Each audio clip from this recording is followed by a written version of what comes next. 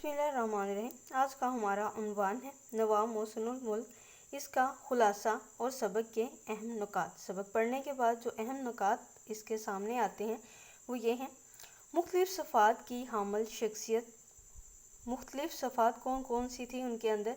वजाहत थी, जहानत, खुश बयानी और फ्याजी, खिताब व मुसम्मा, काम का सलीका, जोहरे काबिल, रियासत हैदराबाद की मुलाजमत, सियासतदान बातदबीर थे, हाजिर तबीयत के मालिक थे, वाक़यात पर गौर करने वाले थे, हैदराबाद पर बहुत ज़्यादा एहसानात थे, बेहतरीन नज़्म नस्क इंतज़ाम करने वाले, अच्छा इंतज़ाम जो है वो चलाने वाले थे, मिस्र के नमूने पर बजट बनाया, महकमा बंदोबस्त का क़याम किया और उसके बाद फ़ाइनेंस और मालगुजारी का भी क़याम किया।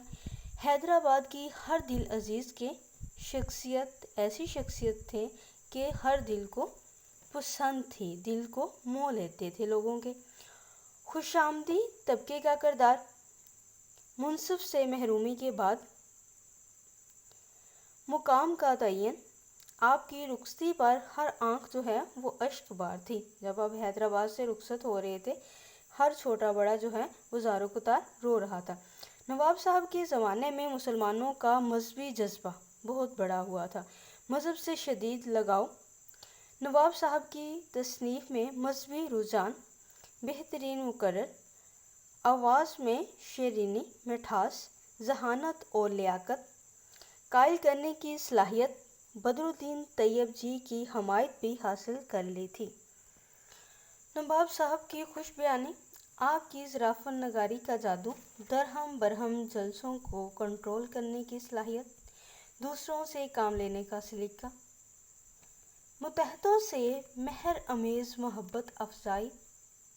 मुतहतों जो आप के बाद काम करते थे, आप जिनसे काम करवाते थे, की तनदही। नवाब साहब को मुतालिया का शौक़, उर्दू, फ़ारसी और अरबी अखबारात का मुसलसल मुतालिया करते, अंग्रेज़ी से ख़ास दिलचस्पी।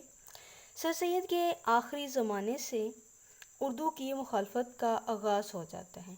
नवाब साहब उर्दू की हमायत में कमर बस्ता हो जाते हैं, लखनऊ में पुरजोश तकरीर करते हैं। सर सैयद अहमद ख़ान के करीबी साथी रहे, सर सैयद के बेहतरीन जानशीन थे। नवाब साहब का काम ही बेहतरीन यादगार है। आपने इन नुकात को मद्देनज़र रखते हुए खुलासा तहरीर करना है।